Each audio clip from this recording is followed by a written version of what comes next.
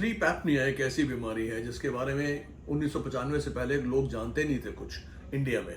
लेकिन बाहर दूसरी कंट्रीज में, यूएसए वगैरह में, कनाडा, यूरोप में, ऑस्ट्रेलिया में तकरीबन 19 मिड 80s से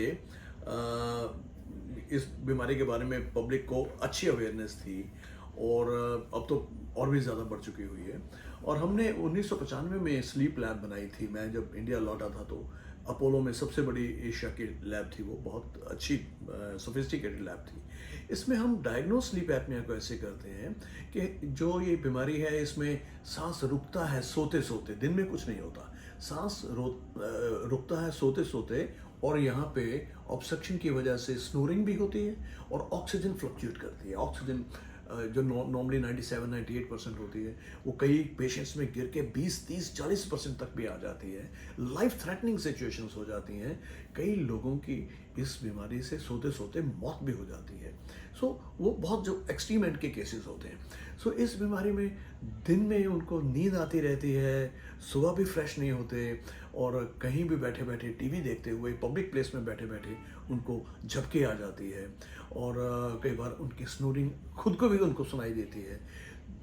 वीकनेस, टायर्डनेस, फटीग महसूस करते रहते हैं सारा दिन, इतना एक्टिव नहीं रहते, और थोड़ी याददाश्त भी कम होनी शुरू हो जाती है। और उनको खाने में भी कई कई कई लोगों को खाने में रुचि बढ़ जाती है, कईयों में कम हो जाती है। लेकिन आमतौर पे ये लोग ज़रा ओवरवेट होते हैं, और जितना ज़्यादा वेट होता है उतना एपनिया भी बढ़ता है। दो रीज़न होते हैं। एक तो weight is one of the reasons, the other reason is maxillofacial structures. जो हमारी ओरल कैविटी है, ऐसे केसेस में बहुत नैरो होती है। वो हमारी पैदाइश से होती है, जेनेटिकली होती है। और कई लोगों में टंग, जुबान हमारी बहुत थिक होती है।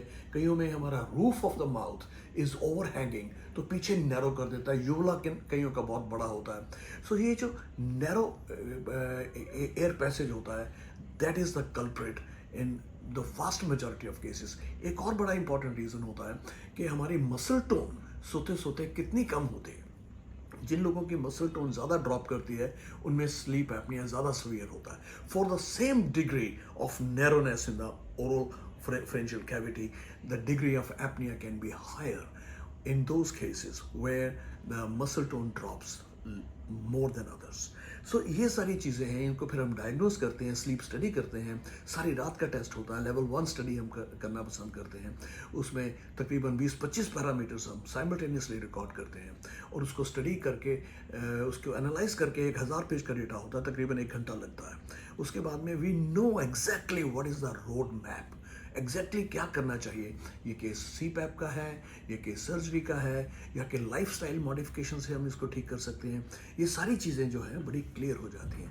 लेकिन इट्स ए ट्रीटेबल डिजीज़। नहीं तो अगर आप ट्रीट नहीं करेंगे, इससे शुगर बढ़ती है, ब्लड प्रेशर बढ़ता है, हार्ट अटैक का रिस्क बढ़ता है, कोलेस्ट्रॉल बढ़ते हैं, थ्रोम्बोजेनेसिस बढ़ जाता है, कोएगुलेशन खराब होती है बॉडी में, स्ट्रोक का रिस्क बढ़ता है, और याददाश्त कम होनी शुरू हो जाती है, अर्ली एजिंग, मेंटल एजिंग शुरू हो जाती है।